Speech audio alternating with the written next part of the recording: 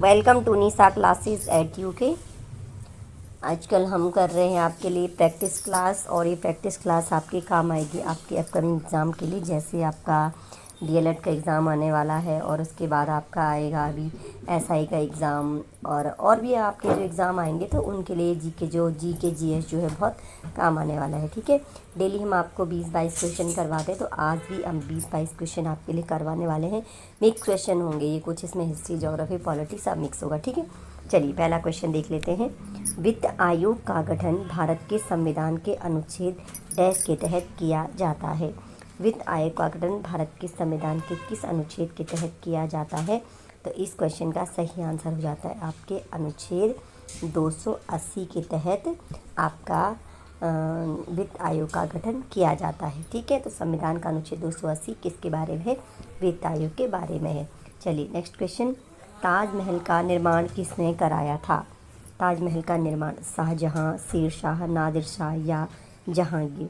तो ताजमहल का निर्माण करवाया था शाहजहां ने। ठीक है, बिल्कुल बेसिक से, और क्वेश्चन वही एग्ज़ाम में जो पूछे जाते हैं वही क्वेश्चन मैं आपको यहाँ पे करवा रही हूँ। थर्ड क्वेश्चन, नालंदा विश्वविद्यालय की स्थापना किसने की थी? ये गुप्ता नहीं है, ये गुप्त है। समुद्रगुप्त, चंद्रगुप्त, कुमारगुप्त या हर्षवर्धन? तो नालंदा विश्वविद्यालय है आपका, इसकी स्थापना की थी आपके कुमारगुप्त ने। ठीक है, कुमारगुप्त ने की थी नालंदा विश्वविद्यालय की स्थापना। चलिए, ब्लीचिंग पाउडर का उपयोग पीने के पानी में किस रूप में किया जाता है? ब्लीचिंग पाउडर का उपयोग करते हम तो पीने के पानी में हम क्यों यूज़ करते हैं? उसका क्या वो कोएगुलेंट है, क्या कीटाणुनाशक है, क्या वो एंटीसेप्टिक है या एंटीबायोटिक है? तो जो आपका ब्लीचिंग पाउडर है उसका यूज़ हम करते हैं कीटाणुनाशक के रूप में, बरसात में करते हैं ना मोस्टली इसका यूज़। चलिए नेक्स्ट क्वेश्चन। नींबू के रस का पीएच मान कितना होने की उम्मीद है, यानी कितना हो सकता है? इसका जो है कितना हो सकता है। ठीक है, तो नींबू का रस क्या होता है आपका? खट्टा होता है, खट्टा होता है तो अम्लीय होगा, अम्लीय होगा तो ये हो सकता है आपका 7 से कम। तो नींबू के रस का पीएच मान होता है 7 से कम। चलिए नेक्स्ट क्वेश्चन। वॉशिंग सोडा को और भी कहा जाता है, यानी धोने का सोडा, इसे हम क्या कहते हैं? Sodium chloride, calcium bicarbonate, sodium carbonate या फास्फोरस? तो जो आपका धोने का सोडा है उसे हम कहते हैं आपका सोडियम कार्बोनेट। ठीक है, और एक होता है आपका खाने का सोडा। तो खाने का सोडा यानी बेकिंग सोडा को हम किस नाम से जानते हैं? अब धोने का सोडा है, वॉशिंग सोडा तो हो गया हमारा सोडियम कार्बोनेट। जो बेकिंग सोडा है या आपका खाने का सोडा है वो क्या होता है आपका? Sodium bicarbonate. चलिए नेक्स्ट क्वेश्चन है। आरबीसी से डब्ल्यूबीसी का अनुपात क्या होता है? और आरबीसी और डब्ल्यूबीसी हमारे ब्लड सेल्स में होते हैं। ठीक है, हमें बताना है कि उनका अनुपात क्या होता है। 1:600, 600:1, 1:900 या 500:1? तो जो आरबीसी से डब्ल्यूबीसी का अनुपात होता है वो होता है आपका 600:1, 600:1 होता है आरबीसी से डब्ल्यूबीसी का अनुपात। नेक्स्ट क्वेश्चन है। किस शहर को भारत की सिलिकॉन वैली के नाम से जाना जाता है? सिलिकॉन वैली मुंबई, दिल्ली, हैदराबाद या बेंगलुरु? तो सिलिकॉन वैली कहा जाता है आपके बेंगलुरु को। ठीक है, चलिए नेक्स्ट क्वेश्चन। दिल्ली किस वर्ष भारत की राजधानी बनी? दिल्ली से पहले राजधानी कहाँ थी आपकी? कलकत्ता थी। ठीक है, तो कलकत्ता से राजधानी स्थानांतरित की गई आपकी दिल्ली। तो 4 ऑप्शन आपके पास में यहाँ पे 1911, 1912, 1910 या 1905।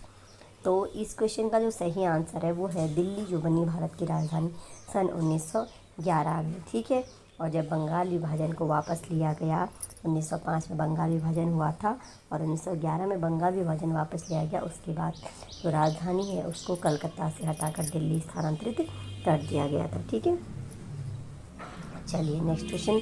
पागल कुत्ते के काटने से कौन सी बीमारी होती है? 4 ऑप्शन है। ल्यूकोडर्मा, हाइड्रोफोबिया, उच्च रक्तचाप या गठिया?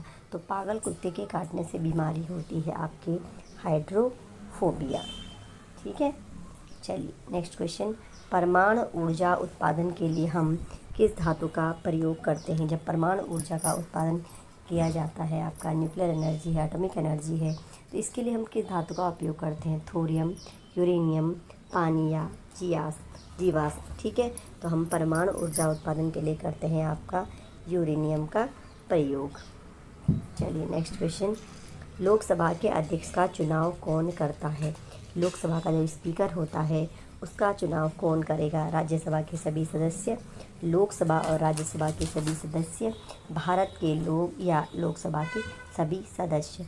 जब लोकसभा का सदस्य जो चुना जाता है वो चुना जाता है जो एमएलए हम जो एमपी हम चुन के भेजते हैं, उन्हीं में से लोकसभा के अध्यक्ष का चुनाव किया जाता है। तो लोकसभा के अध्यक्ष को कौन चुनता है?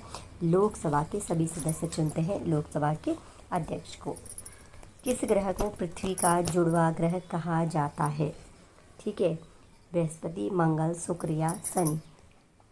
किस ग्रह को कहा जाता है पृथ्वी का जुड़वा ग्रह? इसे कहा जाता है शुक्र को।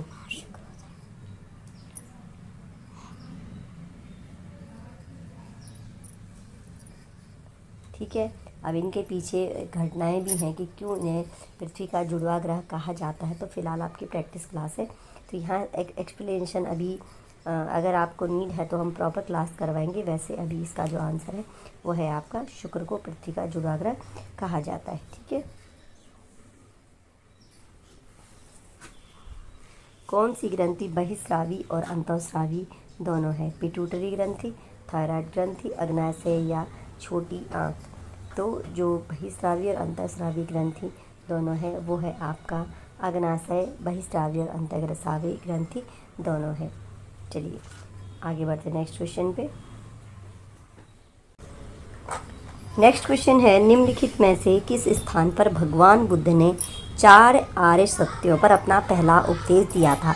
आप इस क्वेश्चन को इस प्रकार भी देख सकते हो कि किस स्थान पर भगवान बुद्ध ने अपना पहला उपदेश दिया है। अब क्वेश्चन क्या है ना, थोड़ा सा ट्रेंड से थोड़ा सा क्वेश्चन तो वही होते हैं लेकिन थोड़ा घुमा के पूछ ले जाते हैं। अब कभी तो ऐसे पूछ लिया जाता था कि किस स्थान पर भगवान बुद्ध ने पहला उपदेश दिया सर्वप्रथम। अब क्वेश्चन है कि 4 आर्य सत्यों पर अपना पहला उपदेश दिया था। 4 ऑप्शन है, बोध गया, राजगीर, सारनाथ या लुम्बिनी। तो भगवान बुद्ध ने अपना जो पहला उपदेश दिया था वो दिया था आपके सारनाथ में दिया था। ठीक है, तो पहला उपदेश सारनाथ में दिया। ये तो थोड़ा सा डिटेल है और डिटेल आपको ज़रूरत पड़ेगी तो आपको करवाया जाएगा।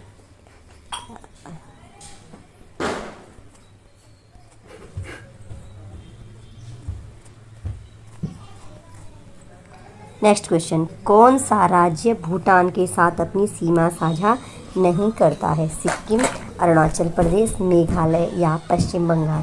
तो भूटान हमारे पूर्वोत्तर में पड़ता है, हमें बताना है भूटान के साथ इन 4 ऑप्शंस में से कौन सा राज्य सीमा साझा नहीं करता है? सिक्किम, अरुणाचल प्रदेश, मेघालय या पश्चिम बंगाल। ठीक है, तो यहाँ पे जो सही आंसर है वो है हमारा मेघालय जो है वो भूटान के साथ अपनी सीमा साझा नहीं करता है। थोड़ा सा हम देख लें कि मेघालय के साथ सीमा साझा कौन कौन करते हैं। पश्चिम बंगाल, अरुणाचल प्रदेश, सिक्किम और असम, ये 4 राज्य पश्चिम बंगाल, अरुणाचल प्रदेश, सिक्किम और असम क्या करते हैं? भूटान के साथ अपना सीमा साझा करते हैं। ठीक है, चलिए नेक्स्ट क्वेश्चन, निम्नलिखित में से किसने 1925 में काकोरी रेल कार्रवाई की कल्पना की थी? काकोरी कांड जो हुआ था 1925 में, उसको कौन उसका हेड था? बैकुंठ शुक्ल। ये क्वेश्चन एग्जाम में पूछे गए हैं तो इन्हीं की जो भाषा है मैंने यहाँ पे वो लिखी हुई है। ठीक है, बैकुंठ शुक्ल, उबैदुल्लाह सिंधी, राम प्रसाद बिस्मिल और अशफाक उल्लाह खां या मनमथनाथ गुप्ता और मातंगिनी हजारा। ठीक है, तो जो 1925 में जो काकोरी रेलवे कांड होता है उसकी जो कल्पना की थी या काकोरी कांड जो किया था वो था राम प्रसाद बिस्मिल और अशफाक उल्लाह खां द्वारा। ये मनमथनाथ गुप्ता और मातंगिनी हजारा ये आपके जब भारत छोड़ो आंदोलन होता है उस समय के नायक हैं। ठीक है, चलिए नेक्स्ट क्वेश्चन देख लेते हैं एक और। भारतीय प्रतिभूति एवं विनिमय बोर्ड यानी सेबी की स्थापना एक वैधानिक निकाय के रूप में कब की गई थी? 2006, 1974, 1948 या 1992। तो सेबी की स्थापना की गई थी एक वैधानिक निकाय के रूप में आपके 1992 में की गई थी सेबी की स्थापना। इसका फुल फॉर्म क्या है सेबी का? भारतीय प्रतिभूति एवं विनिमय बोर्ड। ठीक है। और इसका जो प्रतिभूति बाजार का विनियामक है आपका शेयर बाजार का, और दूसरा इसका मुख्यालय का है आपके मुंबई में है, ठीक है। तो आज लगभग 20 क्वेश्चन मैंने आपको करवाए हैं, इनको एक बार ज़रूर